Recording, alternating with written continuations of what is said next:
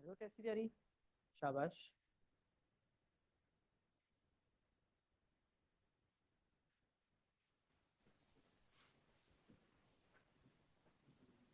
हाँ जी राधिया,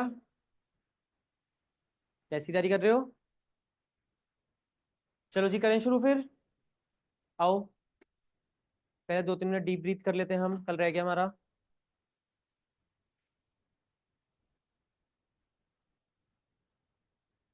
इको में नहीं आए? हाँ जी, शाबाश। 19 मार्क्स को पूछूंगा। चलो जी, आओ। आंखें बंद, बिल्कुल बिल्कुल रिलैक्स काम। कोई भी थॉट नहीं होना चाहिए मेरे दिमाग में अब। बिल्कुल रिलैक्स। और अब बिना मेरी डायरेक्शंस के ना अपने, मतलब खुद हमने डीप ब्रीथ करना है। और जितना मतलब डीप ब्रीथ कर सकते हो उतना बिल्कुल नेचुरली कर लो बिना मेरी इंस्ट्रक्शन के।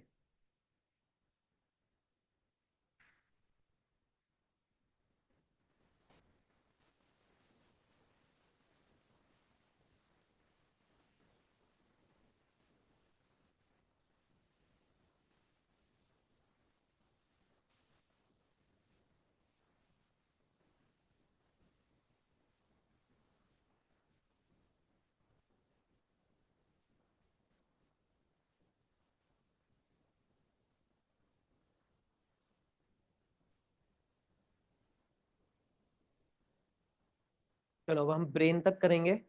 ठीक है। Inhale,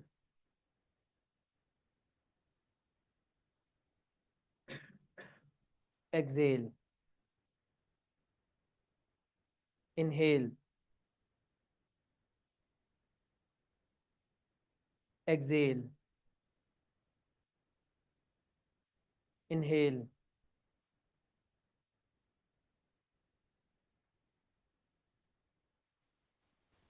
exhale, inhale, exhale. अब 2-3 डीप ब्रेथ्स नेचुरली ले लो बिना मेरी इंस्ट्रक्शंस के।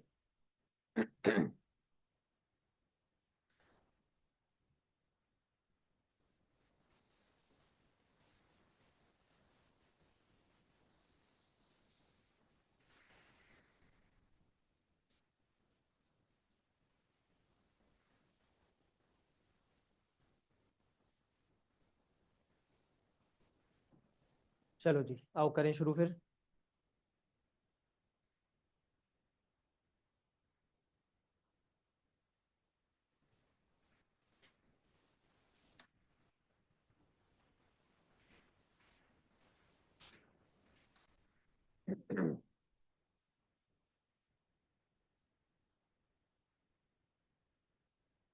डिसोल्यूशन के जिसके पास फर्स्ट 40 पेजेस पूरे बने हुए, कॉपी दे दो मेरे को बस। पूरे बढ़िया से जिसके बने हो। पूरे हैं? चलो कोई बात नहीं। आ जाओ जी। सुनो, देखो आज हमारे पास एडवांटेज क्या है, कोई भी हमारा पुराना डाउट नहीं है अभी पेंडिंग। तो आज पूरी क्लास में सिर्फ डिजो रिवाइज होएगा, जितना मैं अभी मैक्सिमम करवा सकता। फिर हम छुट्टियों के बाद जो रह जाएगा वो पूरा कवर अप करवाऊंगा, ऐसे नहीं बीच बीच वाले छोड़ूंगा। आज डिजो की जर्नल एंट्रीज नहीं हो पाएंगी डिसोल्यूशन एक्सपेंसेस की। बाकी सारा बैच 1 में होगा। ठीक है। ए से लेकर जेड तक कुछ नहीं कॉपी करने की जरूरत। ठीक है। यहां से तो आगे से तुम लोग मेरे पास। चलो जी, डिसोल्यूशन करेंगे, शुरू करें। और लास्ट के 5 से 7 मिनट्स हम डिस्कशन कर लेंगे। डिसोल्यूशन में फर्म मेरी हो रही है क्लोज। तो अगर मेरे को कोई बिजनेस क्लोज करना पड़ता है ना, ठीक है, उसके मुझे कुछ लीगल स्टेप्स फॉलो करने पड़ेंगे कि ऐसे ऐसे बिजनेस क्लोज होता है। कभी भी मैं ऐसे नहीं कर सकता शटर बंद करके चला जाऊं और बिजनेस क्लोज हो जाएगा। ठीक है। जब हम जनवरी में मिलेंगे ना, मैं तुम्हें अपनी 2-3 क्लाइंट्स के दिखा दूंगा। मैं उनकी कंपनीज और एलएलपीज को क्लोज कर रहा हूं, तो देखो कितना लीगल प्रोसेस इन्वॉल्व होता है सब कुछ करने में। ठीक है जी। आ जाओ। आप लोगों को क्वेश्चन में एक बैलेंस शीट गिवन हुई, एडजस्टमेंट्स नहीं देखनी अभी। तो जो बैलेंस शीट गिवन है क्वेश्चन में, उसकी हेल्प से ना मेरे को 3 चीजें प्रिपेयर करनी। एक रियलाइजेशन अकाउंट, एक पार्टनर्स कैपिटल अकाउंट और एक कैश या बैंक। डिसोल्यूशन में बैलेंस शीट नहीं बनती क्योंकि मेरी फर्म क्या हो रही है, बंद। तो सिर्फ रियलाइजेशन, पीसीए, कैश और बैंक। ठीक है जी। जो बैलेंस शीट गिवन होगी पहले उसको अच्छी तरह से स्टडी करना। एग्जाम्पल देखो, इधर देखो, कैपिटल अकाउंट्स लिखे हैं, ए का, बी का, सी का। क्रेडिटर्स लिखे हैं, एम्प्लॉइज प्रोविडेंट फंड लिखा है, बिल्स पेबल लिखा है। कुछ नहीं कॉपी करना श्रेष्ठ, आराम से सिर्फ पहले देखो, commission received in advance, IFR, general reserve.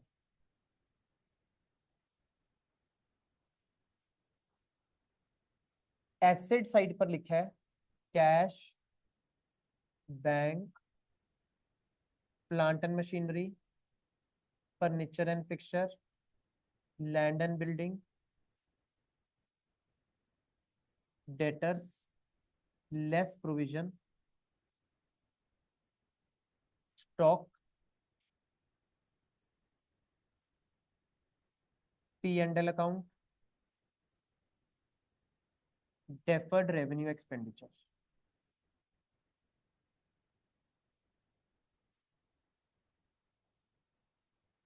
ऐसे आपको एक बैलेंस शीट गिवन है। सुनो, सबसे पहले पता है क्या करना, इन बैलेंस शीट में से जितनी चीजें पीसीए और कैश में जाने वाली है ना, पहले उनको पोस्ट कर दो आंख बंद करके। तो सबसे पहले इंस्टेंस में जितनी चीजें पीसी और कैश में जाने वाली है पहले उनको क्या कर दो, पोस्ट। चलो अब तुमने आइडेंटिफाई करना है क्या क्या चीजें पीसी और कैश में जाएंगी। कैपिटल अकाउंट के बैलेंस बताओ कहां जाएंगे, पीसीए में।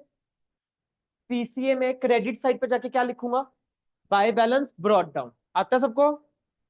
क्रेडिटर्स जाएगा पीसीए में या बैंक में, नहीं। ईपीएफ, नहीं। बिल्स पेबल, नहीं। कमीशन रिसीव्ड इन एडवांस, नहीं। एक चीज लिखना भूल गया मैं इधर, इन्वेस्टमेंट्स। इस चैप्टर में इन्वेस्टमेंट्स को डिस्ट्रीब्यूट नहीं करते, आईएफआर को डिस्ट्रीब्यूट नहीं करते इस चैप्टर में, इन्वेस्टमेंट फ्लक्चुएशन रिजर्व को। जनरल रिजर्व बोलो जी, पीसीए में जाएगा। तो इधर से पीसीए में जाने वाली चीजें क्या है, कैपिटल अकाउंट के बैलेंस और जनरल रिजर्व। आईएफआर डिस्ट्रीब्यूट नहीं करना मेरे को।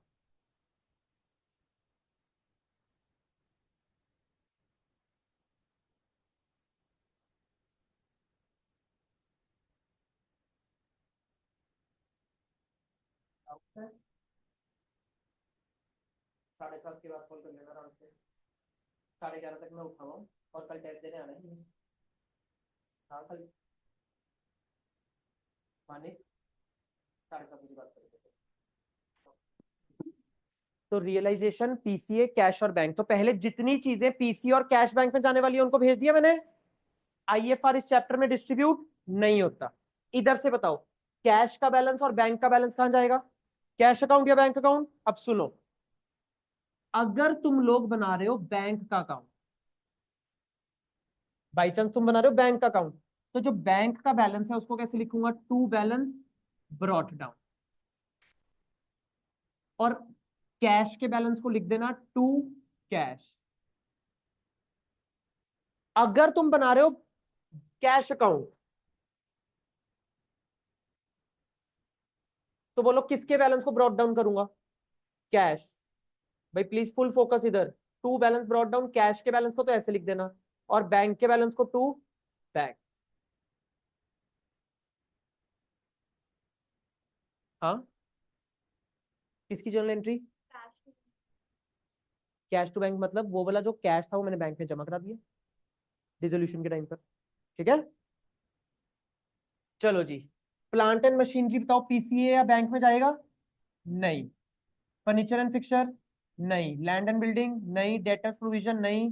स्टॉक, नहीं। पी एंड एल अकाउंट क्या कर दूं, distribute old partners old ratio में,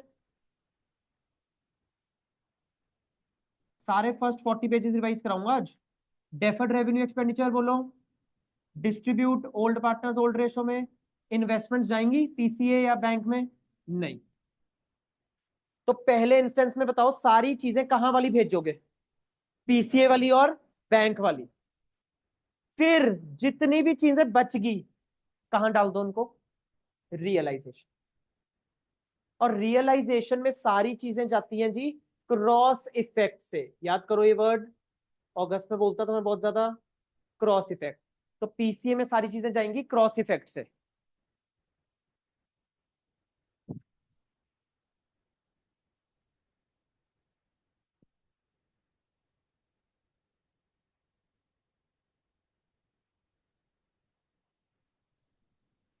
ये रहा मेरा रियलाइजेशन अकाउंट। अज्यूम कर लो कि इसी के ऊपर बैलेंस शीट है,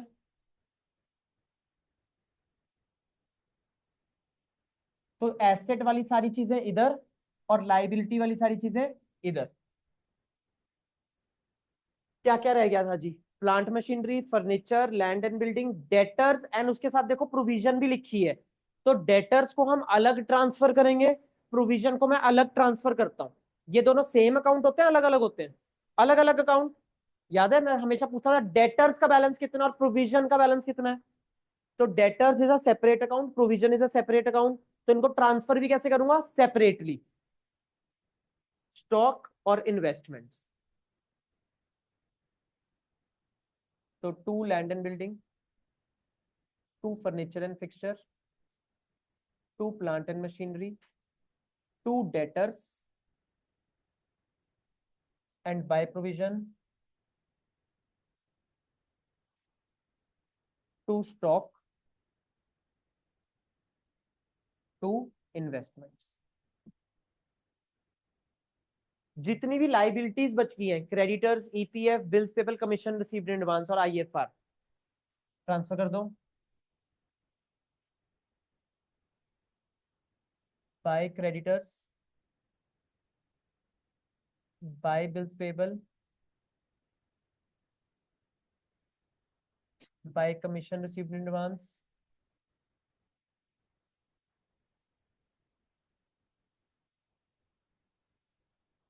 बाय आईएफआर, बाय ईपीएफ। तो मेरा स्टेप देखो, मैंने अभी तक एडजस्टमेंट्स नहीं पढ़ी, पढ़नी भी नहीं मेरे को एडजस्टमेंट। पहले मुझे बैलेंस शीट की आइटम्स को ट्रांसफर कर देना जहां जहां उन्होंने जाना है। इतना करने का ही मुझे बोर्ड में 1.5 से 2 नंबर मिल जाएगा। समझ रहे हो? चलूं? अब सुनो, मेरे पास जो एसेट्स थे इधर, मैं अपना बिजनेस बंद करके जाना चाहता हूं, तो एसेट्स को बेच दो, या फिर हिमांशु कुंदन बोल सकते हैं सर आप हमें दे दो। तो जितने भी इधर एसेट्स हैं उनको बेच दो क्रॉस इफेक्ट, या तो कैश में, या फिर कौन ले जाएगा? पार्टनर। तो नाम किसका आ जाएगा इधर? पार्टनर का, बाय एज कैपिटल। जितनी भी लाइबिलिटीज है उनको भी इधर बेच दो क्रॉस इफेक्ट, या तो कैश में, या फिर पार्टनर ले जाएगा टू बीस कैपिटल। इस वाली एंट्री का कैश में दूसरा इफेक्ट कौन से अकाउंट में जाएगा? Cash account. एस कैपिटल का दूसरा इफेक्ट कौन से अकाउंट में जाएगा? पीसीए में। इधर कैश का कौन दूसरा इफेक्ट कहां जाएगा? कैश अकाउंट में। और इधर जो बी कैपिटल में डाल दी एंट्री कहां जाएगा? पीसीए में। Again cross effect. अगर ये वाली एंट्री रियलाइजेशन के क्रेडिट पर है तो पी कैश में डेबिट। अगर ये वाली एंट्री रियलाइजेशन के क्रेडिट साइड पर है तो पीसीए में डेबिट साइड पर। अगर ये वाली एंट्री, ये वाली कैश की एंट्री रियलाइजेशन में डेबिट साइड पर है तो कैश में क्रेडिट साइड। और अगर ये वाली एंट्री रियलाइजेशन की डेबिट साइड पर है तो पीसीए में क्रेडिट साइड। वैसे भी देख लो, मुझे इसका जर्नल बताओ। कैश टू रियलाइजेशन, कैश क्या और है? डेबिट। उसकी डेबिट साइड पे जाके क्या लिखूंगा? To realisation. ठीक है, अब मैं सिर्फ ओवरव्यू दे रहा हूं। फिर हम रियलाइजेशन को करेंगे बैलेंस। इस साइड बैलेंस आ रहा है तो क्या लिखूंगा उसको? प्रॉफिट, जो कि बंट जाएगा ए बी सी में। और अगर इस साइड आ रहा है तो वो क्या हो जाएगा, लॉस, जो कि बंट जाएगा ए बी और सी में। अब ये प्रॉफिट या लॉस कौन से अकाउंट में जाएंगे, पीसीए में।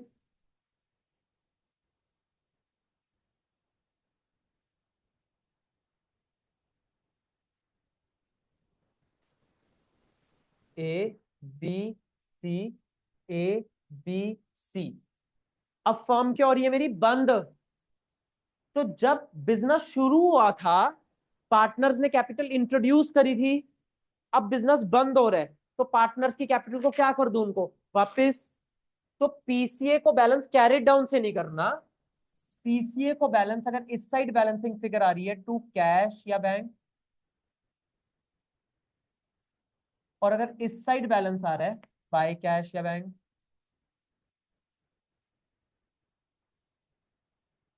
अब ये वाले इफेक्ट्स कहां चले जाएंगे बताओ, कैश या बैंक अकाउंट में, क्रॉस इफेक्ट, ये वाला इधर और ये वाला इधर, एंड में आपका बैंक अकाउंट टैली हो जाए। वैसे भी चेक कर लो, इसकी एंट्री बताओ, अगर कैश में इधर आया होता, पीसीए अकाउंट डेबिट या S capital account debit to cash, cash के और एक क्रेडिट, उसकी क्रेडिट साइड पे जाके बाय ए। तो पहले जितनी आइटम्स पीसीए और कैश में जाने वाली है उनको भेज दो, बाकी सारी आइटम्स के ऊपर क्रॉस इफेक्ट करके कहां डाल दो, रियलाइजेशन में। फिर एसेट्स को बेचो, लाइबिलिटीज पे ऑफ करो, एप्रोप्रिएट अकाउंट में डबल एंट्री पोस्ट कर दो, पीसीए बना दो, कैश बना दो, खत्म क्वेश्चन। करवा दो सारी एडजस्टमेंट्स। चलो जी,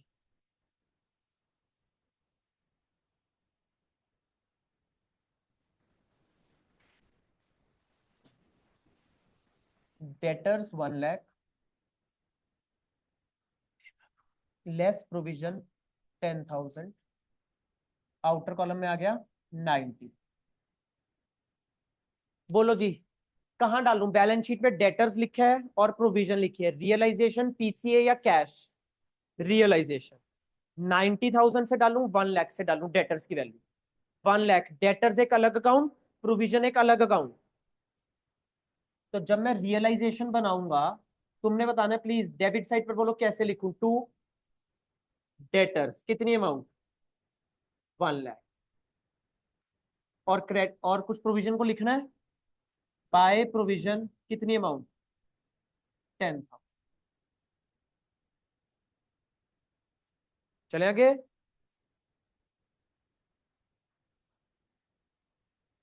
बैलेंस शीट की एसेट साइड पर गुडविल लिखा है, गुडविल।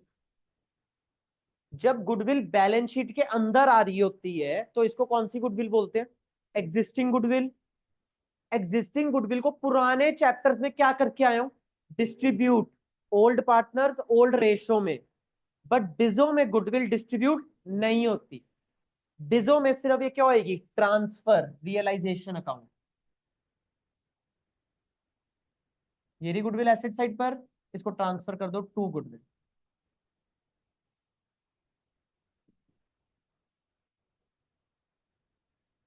बोलो जी, डिस्ट्रीब्यूट नहीं करना इस गुडविल को।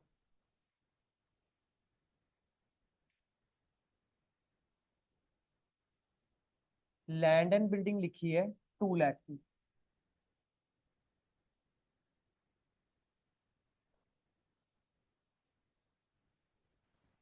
बैलेंस शीट में, और ऐसा लिखा है, land and building was auctioned for rupees 160,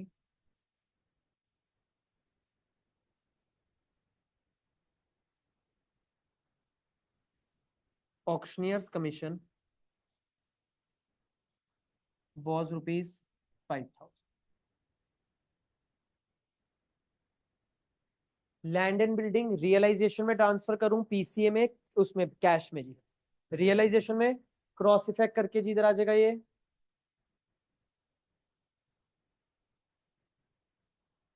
to land and building,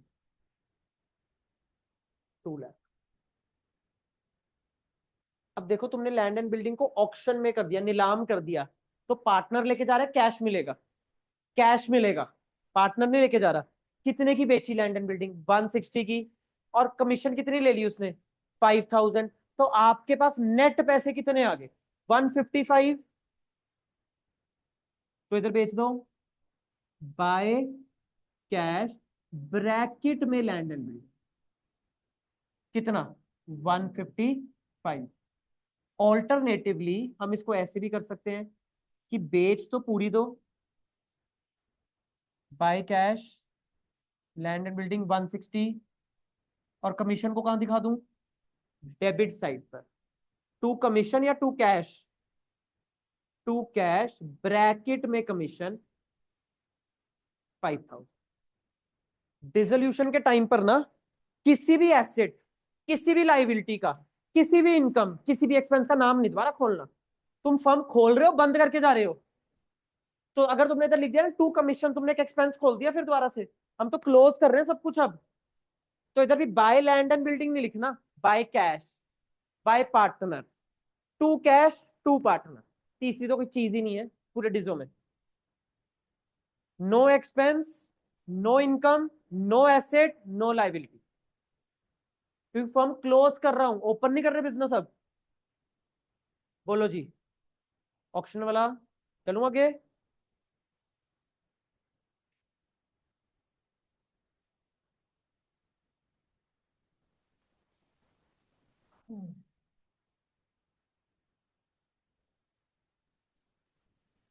debtors 1 lakh,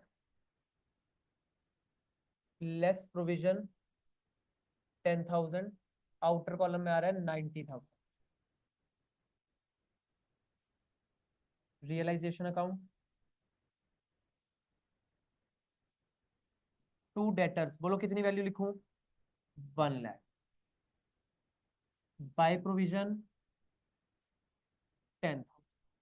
अब सुनो, जब तुमने प्रोविजन यहां ट्रांसफर कर दी ना, अब कुछ नहीं करना है इसका पूरे चैप्टर में, बस छोड़ दो। पहले चैप्टर में तुम देखते थे ना बैड डेट्स कितने के हो गए, प्रोविजन कितने की थी, कुछ नहीं करना डिजो में। एडजस्टमेंट लिखी है, बैड डेट्स हो गए 10,000 के। तो डेटर्स कितने के थे ये चेक करो, 1 लाख के। 1 लाख में से 10,000 वाले लोगों ने पैसा मार लिया, तो तुम्हें कितना पैसा मिलेगा? 90। तो बस चुपचाप बाय कैश कितना लिख दूं? 90। इस प्रोविजन का कुछ नहीं करना, बैड डेट्स का कुछ नहीं करना, ऑटोमेटिकली आ जाएगा। जब अकाउंट को बैलेंस करूंगा, मैं ऐसे बोलता था उस टाइम कि प्रॉफिट लॉस कुछ नहीं बुक करना, ऑटोमेटिकली बैलेंस के टाइम पर बुक हो जाएगा। अच्छा, ये एडजस्टमेंट ऐसे भी लिखी आ सकती थी, डेटर्स रियलाइज्ड 85,000। डेटर्स थे कितने के? 1 लाख के। कितने मिल गए? 85। बस लिख दो चुपचाप फिर 85 मिल गए जो। बाय कैश कितने लिख दूं? 15,000 का क्या करूं? कुछ भी नहीं करना, ऑटोमेटिकली बुक हो जाएगा। ये देखो, जब तुम लेजर को बैलेंस करोगे ना, 15,000 का नेट इफेक्ट आएगा इसका, इस एंट्री का। मैंने एक बार करके भी दिखाया था नेट इफेक्ट, पता नहीं 69,500 कुछ ऐसी फिगर आ रही थी। लॉस भी उतना आ रहा था और इंडिविजुअल एंट्रीज का नेट इफेक्ट भी उतना आ रहा था। बोलो, done?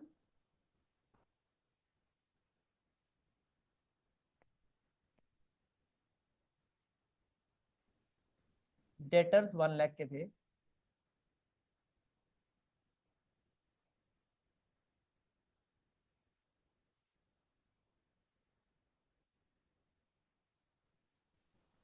Realisation account, to debtors 1 lakh.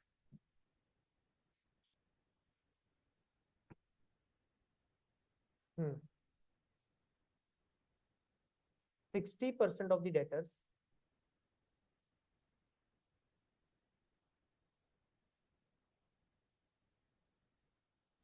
were taken over by partner C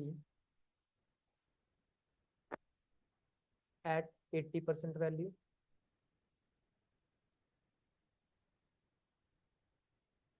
Remaining debtors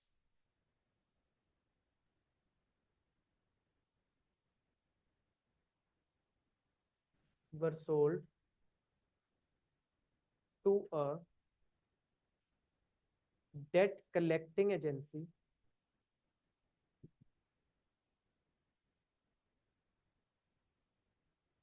eight 50% value. चलो जी, टोटल डेटर्स देखो कितने के हैं जी, 1 लाख। दो तरह के डेटर्स की बात हो रही है तो स्प्लिट कर लेना इसको। बोलो इधर कितने परसेंट डेटर्स लिखूं? 60% डेटर्स की बात हो रही थी, तो 1 लाख का 60%। 60,000 वाले डेटर्स की बात हो रही है। 60,000 वाले डेटर्स कौन ले गया? सी। अगर तुम पेशेंस से करोगे ना बोर्ड का पेपर, कुछ भी गलत नहीं होएगा। इंग्लिश टू हिंदी गए अकाउंट्स कितने पर? तो बोलो कितने पर लेके जा रहे हैं वो? 48,000 पर। तो 60,000 की चीज वो 80% पर लेके जा रहे हैं 48,000 पर। तो रिमेनिंग डेटर्स कितने बचे? 40। वो तुमने बेच दिए एक डेट कलेक्टिंग एजेंसी को। मैंने तुम्हें बताया था कि अगर मैं बिजी रहता हूं तो मैं खुद नहीं सबके घर कॉल करूंगा, मैं किसी से कॉल करवा दूंगा। एक डेट कलेक्टिंग एजेंसी जो बोलती है कि हम आपके डेटर से पैसा लेके दे देंगे आपको। और उसने कितने परसेंट पर लेके दिए मुझे? 50% पर। तो इनसे मुझे कितने पैसे मिल गए? 20,000। ये 48 तो बी लेके जा रहा है। बोलो ऐसे कैसे लिखूं इधर? By C's capital account, sorry C लेके जा रहा है कितनी वैल्यू? जितने पर लेके जा रहा है। और बाकी बाय कैश कितना? 20,000।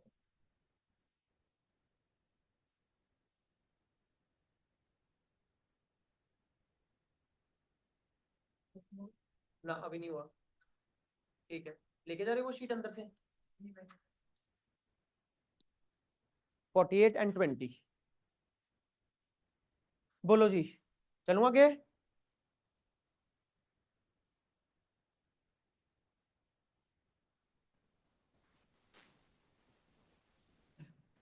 बैलेंस शीट में ना कंप्यूटर नहीं आ रहा। बैलेंस शीट के अंदर कोई कंप्यूटर नहीं आ रहा। तो इसका मतलब एसेट रिकॉर्डेड है या अनरिकॉर्डेड है? Unrecorded asset. अगर कोई कंप्यूटर कोई एसेट या लाइबिलिटी बैलेंस शीट में नहीं आ रही उसको बोलते हैं unrecorded.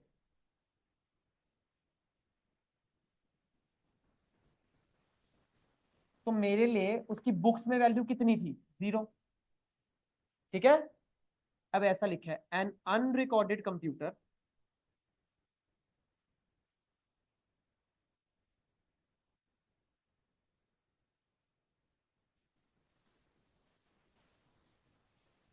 was taken over by B at 1,000. Its market value was ₹12।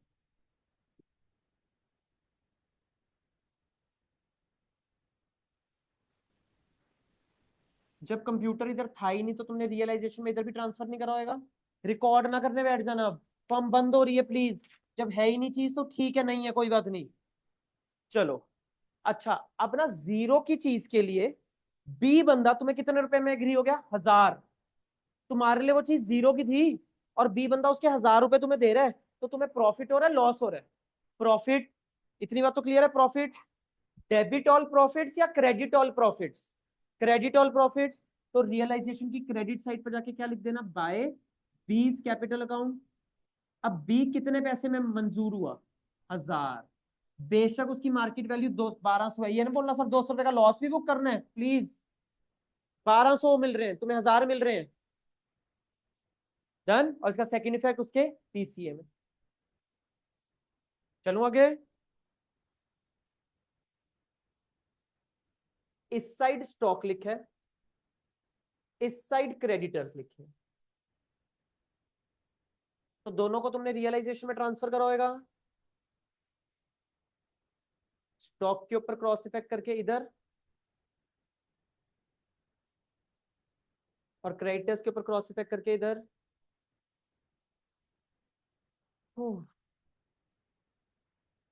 अब तुमने क्या करा, जो तुम्हारे पास स्टॉक पड़ा था ना स्टॉक, वो तुमने क्रेडिटर्स को दे दिया। तुमने अपना स्टॉक किसको दे दिया? क्रेडिटर्स को। तो जब तुम एक एसेट किसी लाइबिलिटी को दे देते हो तो नो जर्नल एंट्री। क्यों? क्यों? स्टॉक क्या बिका कैश में? नहीं। क्या स्टॉक को कोई पार्टनर लेके गया? नहीं। क्या क्रेडिटर्स बिके? नहीं, पे ऑफ नहीं हुए। या क्रेडिटर्स कोई पार्टनर लेके गया? जब कुछ हुआ ही नहीं तो no journal entry. But realisation में ट्रांसफर जरूर करना है। तुम बोलते थे मुझे सर, आप बोल रहे हो नो एंट्री, बट ट्रांसफर तो करना है ना, अकाउंट एक बार क्लोज तो करेंगे ना इसका। फिर बाद में सेकंड और थर्ड स्टेप के ऊपर नो जर्नल एंट्री, क्लोज जरूर करना है एक बार अकाउंट। चलूं आगे?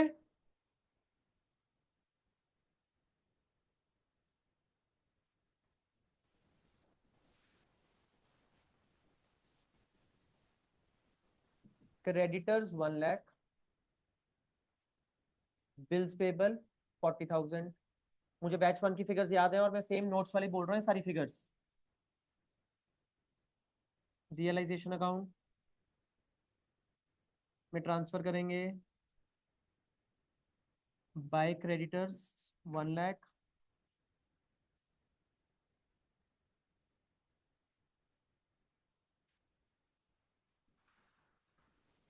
Bye bills payable 40।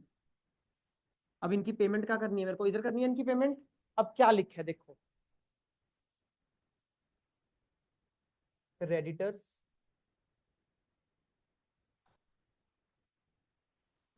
Were due for payment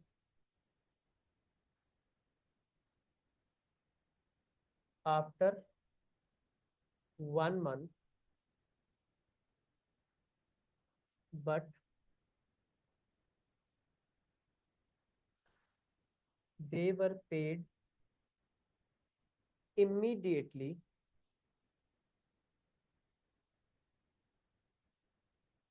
at a discount of 10% per annum। Same line bills payable के लिए लिखी है, बट सिर्फ 10% लिखे, पर एनम नहीं लिखा। जब तुम बोर्ड में देखोगे पर एनम, स्पेशली अप्रैल से बोल रहा हूं मैं, देखो ये वाली सारी बातें गुडविल में मैंने कितना पर एनम तुम्हें सिखाया। पर एनम को सर्कल कर लेना बोर्ड में कि पर एनम है या नहीं है। ठीक है? अगर पर एनम लिखा है तो मंथ्स लगेंगे नहीं लगेंगे? लगेंगे मंथ्स। तो क्रेडिटर्स को ना तुमने 1 महीने के बाद देने थे पैसे, 1 month आफ्टर, बट तुमने आज ही दे दिए पैसे, तो क्रेडिटर्स तुम्हें 1 महीने का क्या दे देंगे? डिस्काउंट। क्रेडिटर्स कितने के हैं? चलो चलो चलो चलो जल्दी देखो, क्रेडिटर्स कितने के हैं? 1 लाख के ऊपर 10% इंटू, ये आ गया 833।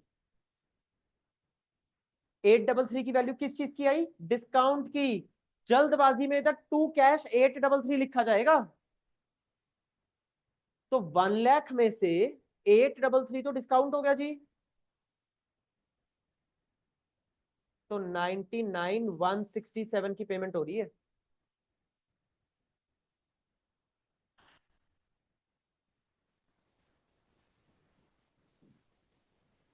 अच्छा, बिल्स पेबल के आगे पर एनम नहीं लिखा श्रेष्ठ, तो हम मंथ्स नहीं लगाएंगे उसके ऊपर। हम सीधा क्या करेंगे? 40,000 के ऊपर 10%, वो हो गया 4,000 रुपए। हाँ जी हर्षल, इसके ऊपर कोई 1/12 नहीं लगाना। तो 4,000 रुपए का डिस्काउंट आ गया, तो कितनी पेमेंट कर दूं? 36,000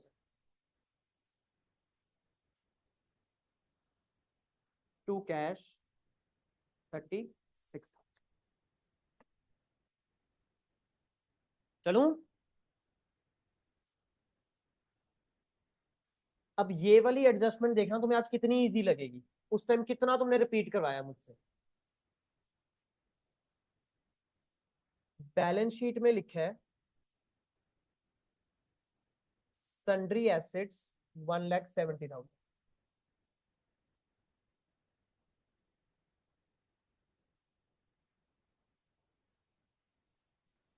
रियलाइजेशन अकाउंट में इसको ट्रांसफर करूंगा। टू सन्ड्री एसेट्स 1,70,000,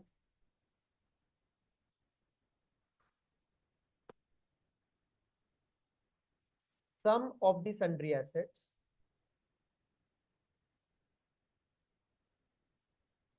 सम, यानी कि कुछ हमें बताया नहीं, 40%, 50%, 60%, ऐसा नहीं बताया मेरे को। Sum of the sundry assets were taken over by B at 72,000, और ये 72,000 के ब्रैकेट में लिखा है being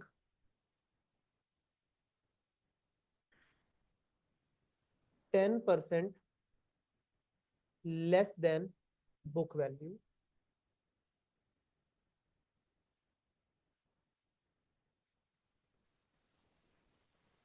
and remaining sundry assets were taken over by C at 90% less 1,000।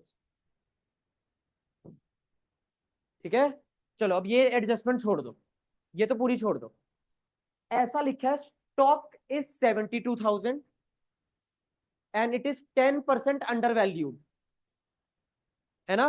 तो स्टॉक अभी अपने कितने परसेंट पर होता है? 90% पर। तो कैसे करते हो? 72,000 डिवाइडेड बाय 90 इंटू, करते थे ना, भी करके आए हम एडमिशन रिटायरमेंट में।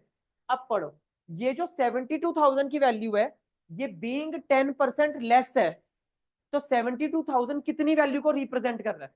90 को। तो 72,000 को किससे डिवाइड करूं? 90 से। कितने से मल्टीप्लाई कर दूं? तो फुल वैल्यू कितनी आ गई? 80,000। ठीक है, चलो टोटल सन्ड्री एसेट्स बताओ कितने हैं? 170। बी कुछ सन्ड्री एसेट्स लेके जा रहा है, मुझे नहीं पता, पिछली बार हमने एक्स से करा था। कुछ सन्ड्री एसेट्स को कितने पर लेके जा रहा है? 72,000 पर, और ये 10% लेस है, तो यानी कि कितने परसेंट पर है? 90% पर। तो 72,000 डिवाइडेड बाय 90 इंटू 100, तो फुल वैल्यू कितनी आ गई? 80,000। तो रिमेनिंग सन्ड्री एसेट्स कितने निकाल लूं? 90,000, 170 माइनस 80 इज 90। ये वाले कौन लेके जा रहे हैं? पढ़ो पढ़ो पढ़ो। सी कितने परसेंट पर? 90% पर, यानी कि 10% डिस्काउंट पर। तो कितने पर? 81,000 लेस 1,000 डिस्काउंट। अगर तुम करोगे ना बोर्ड में, बिल्कुल टाइमली कंप्लीट हो रहा है मेरा सब कुछ, बिल्कुल टाइम फ्रेम के अंदर। बाय बीस कैपिटल अकाउंट बोलो कितना लिखूं? 72। और बाय सीज कैपिटल अकाउंट 80।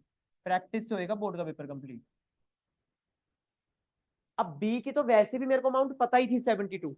ये तामझाम मेरे को इसलिए करना पड़ा क्योंकि मेरे को रिमेनिंग नहीं पता था, सम नहीं पता था, सी का वैल्यू निकालने।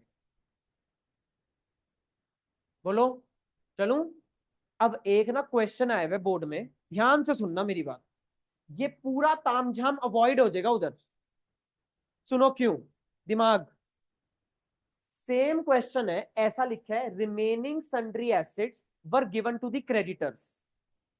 Remaining sundry assets were given to the creditors. तो इस वाले पार्ट की क्या एंट्री हो जाएगी? No entry. और बी कितने पर लेके जा रहा है? तो बस सिंपल लिख देना बाय बीस कैपिटल अकाउंट 72। गिरजा गुर्जा वाला क्वेश्चन है कोई ऐसा, 26 28, I don't remember the question number, ऐसा ही है कोई क्वेश्चन। उधर ऐसा लिख दिया remaining sundry assets were take given to the creditors, no entry. तो जब उसकी है ही नो एंट्री, मुझे सोल्यूशन करना ही नहीं, तो मेरे को तामझाम करने की जरूरत ही नहीं ना बोर्ड में। बोलो, चलो लास्ट बात, बड़े क्वेश्चंस।